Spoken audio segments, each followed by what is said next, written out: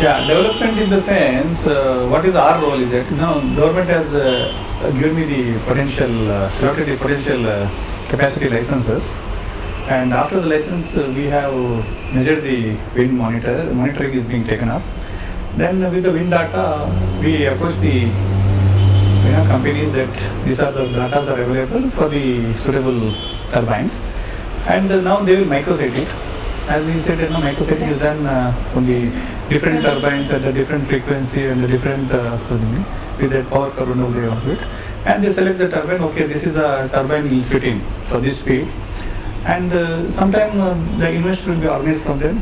Sometime investor will be located by us, and we also takes part of some of the equity on that. I see. Yeah, and we also own a wind farm in Chittorgarh, our own wind farm. Okay. So what we do is generally once it is everything is through, then the land, we don't know the status of the land. We will find out what is the status of the land. Mm-hmm. Initially, the allotment is being done by the marking with the government is being done, so that any next allottee should not have any overlapping on the issue.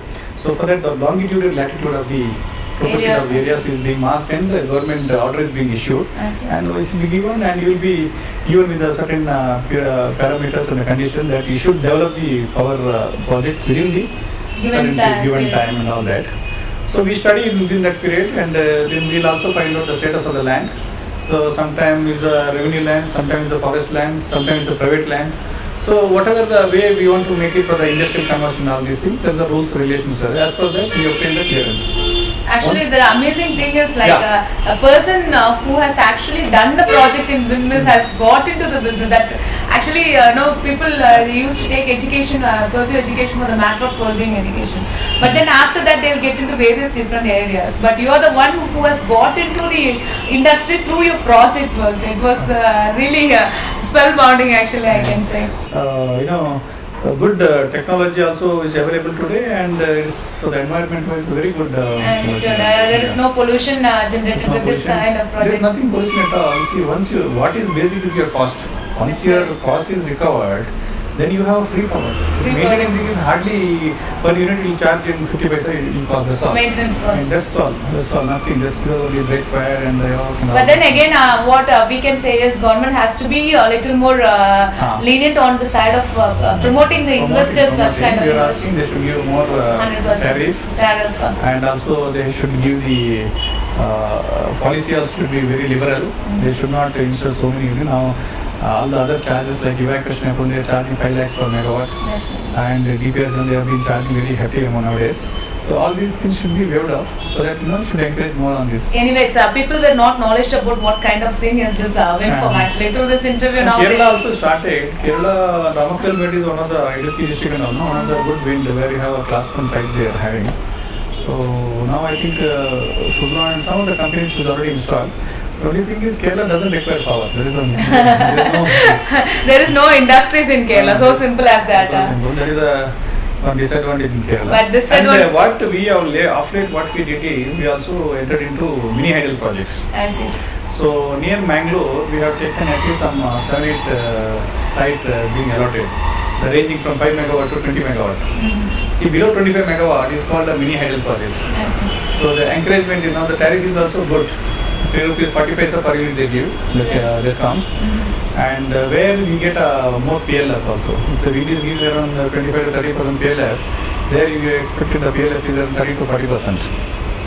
So actually, there is a kind of where government can really support these kind of investors to promote such kind of wind farms, whereas they can also simultaneously help the public to pay less electricity bill once we are getting a sufficient electricity from these definitely. But of course, there is a tariff for different levels. That has to be from the upper level. Anyways, I think we have crossed our half an hour time, but then in the interview very useful because wind power yes, I want to tell you one more thing, Suzette. You can just add this. No problem. After entering into this renewals, we wanted to go more into the renewable sector. Mm-hmm. Now the latest scenario is for the solar projects. Solar power project. Mm-hmm. Now we are now working out with the government, and we are also now tying up with the Moser buyer. and the 150 megawatt project is coming up. We are going to be the developer for that particular project. This is coming up in Hiriyur, in near Chittorgarh district. I see. So this is of course after KPCL, Karnataka Power Corporation Limited, has I think commissioned around 3 plus 3, 6 megawatt as of now. One of the largest from the private sector is Mozartware is coming. We are also having our own planning for a smaller capacity within 5 megawatt. So this is particularly, it costs around 17 to 18 crore rupees per megawatt.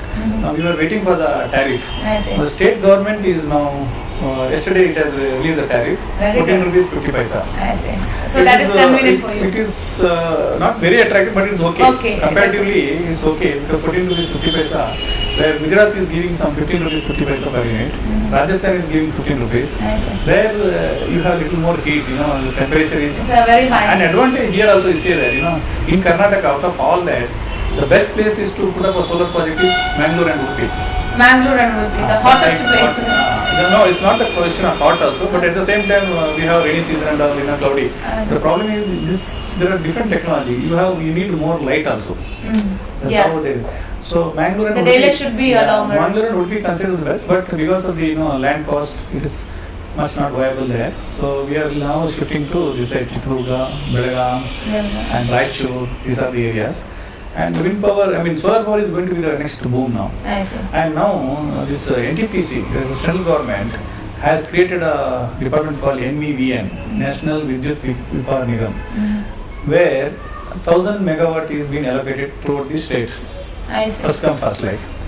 And in that, 500 for solar PV and another 500 megawatt for solar thermal. Solar thermal is that, solar PV is the one, Normally by which has been the panel with the silicon thin film and all that, Solar thermal is the heat, there is a water is being boiled. boiled. Okay. Okay, and the steam again the power is generated. That's what I see. solar thermal. Through the vapor. So government has given 500 megawatt for solar thermal, so for PV and 500 megawatt. I see. And now they're working on the tariff is something like almost 17 rupees per unit. Very good. So I think. And that, I'll tell you how it is. That what they're doing, NTPC, they produce the power for 50 paisa, they produce the power for 1 rupee also, and they sell it to states for different states for 2 rupees, 3 rupees and all. Now to encourage this solar, they give 17 rupees for the developer, and they buy the power, they blend it with this 50 paisa 1 rupee power, and sell it to state for an average for 8 rupees. 8 rupees. So That's they are how also. they're trying to encourage this. I understood. The panels are very expensive. But later on, I think when these kind of projects, when it started moving up, then obviously the tariffs will go high. Anyways, all the best for your future endeavors. Thank you so much for spending your time with us and with our viewers. Thank you. I thank all Kerala Vision viewers for watching this episode, and I also think of, I also advise all people to, about the environment issue. Particularly, we should be one of the main cause how we have to live with this environment. We should keep in our mind. Thanks one and all.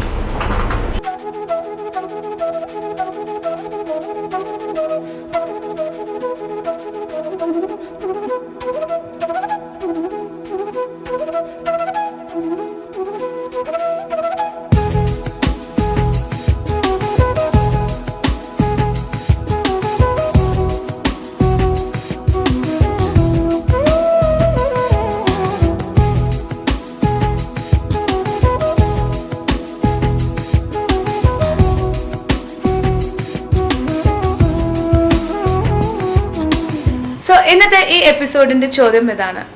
ഇന്നത്തെ ഈ ഇൻ്റർവ്യൂവിൽ നിങ്ങൾ ശ്രദ്ധിച്ച് കേട്ടിട്ടുണ്ടെങ്കിൽ തീർച്ചയായിട്ടും ഒരു നല്ലൊരു കാര്യം മനസ്സിലായിട്ടുണ്ടാവും. ഫറൂഖ് സാർ നമ്മോടൊപ്പം പറഞ്ഞിട്ടുണ്ടായിരുന്നു, ഒരു സ്പാനിഷ് കമ്പനി, വേൾഡ് ലാർജസ്റ്റ് കമ്പനിയാണ്, ആ കമ്പനിയുടെ ഒപ്പം ടൈപ്പ് ചെയ്തിട്ടുണ്ടത്. ആ സ്പാനിഷ് കമ്പനിയുടെ പേരെന്താണ്? ഞാൻ ഒരിക്കൽ കൂടി റിപ്പീറ്റ് ചെയ്യാം. ഈ വിൻഡ്മിൽസ് ടർബൈൻസ് ഉണ്ടാക്കുന്ന ഒരു വലിയ സ്പാനിഷ് കമ്പനിയുടെ ഒപ്പം ഇപ്പോൾ നമ്മുടെ ഫറൂഖ് സാർ ടൈപ്പ് ചെയ്തിട്ടുണ്ട്. ആ സ്പാനിഷ് കമ്പനിയുടെ പേരെന്താണ്? ഈ ചോദ്യത്തിന് ഉത്തരം വിളിച്ച് അറിയിക്കേണ്ട number 0484-231-7782 or 83. I repeat the number 0484-231-7782 or 83. Anyways, I'm just concluding this episode here. In next episode, bye-bye.